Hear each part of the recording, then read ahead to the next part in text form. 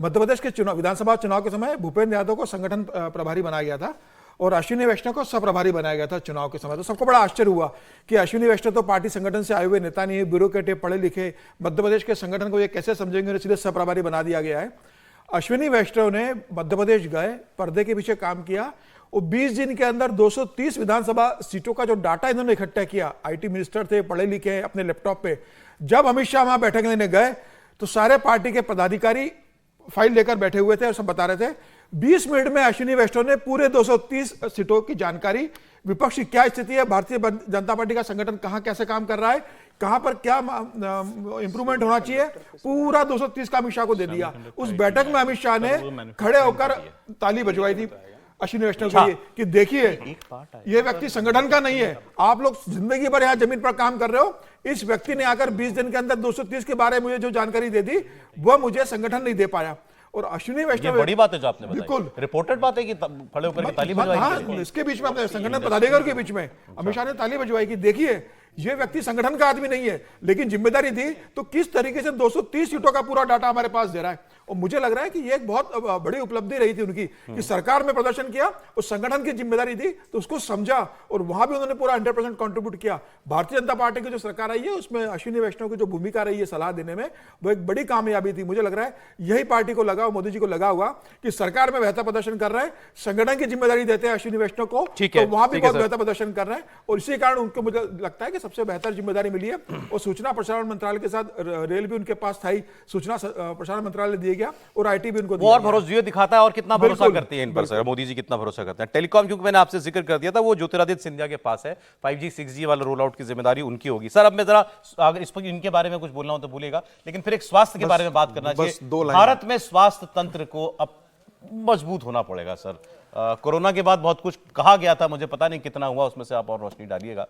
देखिए मुझे लड्डा साहब के पास फिर जिम्मेदारी है। हाँ, मुझे लगता है कि स्वास्थ्य एक ऐसा है जो कि मुझे लगता है कि भारत सरकार को और राज्य सरकारों को बहुत कोऑर्डिनेट करने की आवश्यकता है। आप देखेंगे कि ग्रामीण स्वास्थ्य व्यवस्था जो है इस देश में चरमराई हुई है।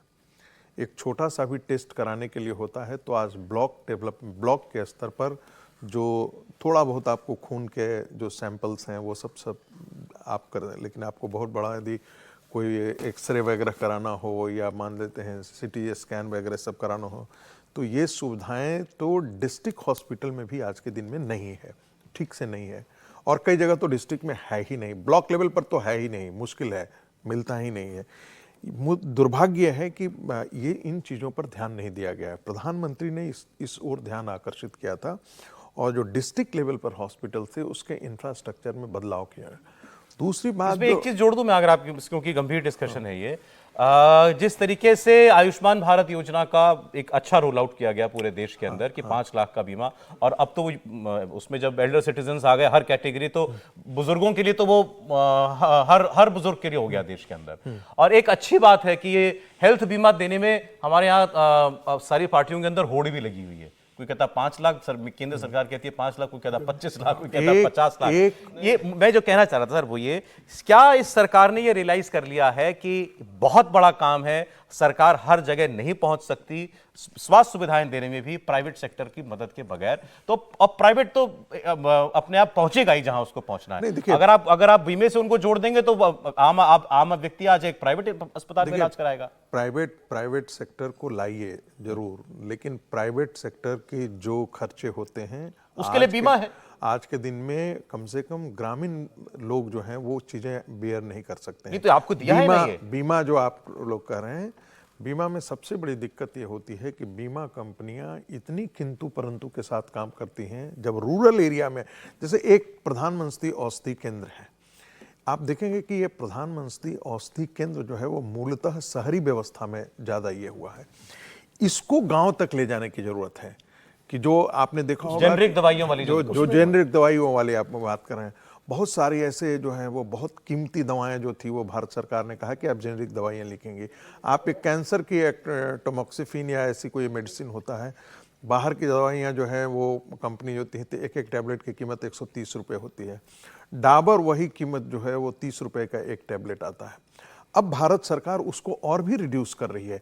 तो ऐसी दवाइयाँ यदि ग्रामीण स्तर तक पहुँच जाए, पहले हम देखा करते थे कि ब्लॉक में जो डॉक्टर होता था या केंद्र होता था, स्वास्थ्य केंद्र होता था, बड़ा अच्छा हुआ करता था।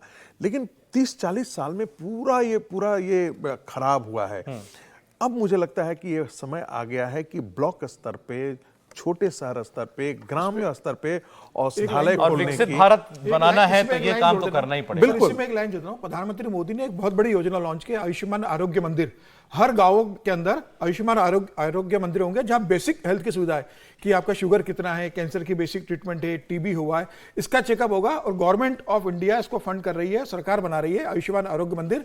और प्रधानमंत्री का प्लान है कि देश के जितने भी गांव है, हर गांव में आयुष्मान आरोग्य मंदिर हो, जहां वहां के आदमी वही लोकल पर बेसिक जो है टेस्ट करवा ले, और अगर कोई बड़ी बीमारी निकलती है तो उसका अरेंजमेंट किया जाए कि ब्लॉक लेवल पर जाकर या स्टेट लेवल पर जो हॉस्पिटल है वहां उसको भर्ती करवाया जाए।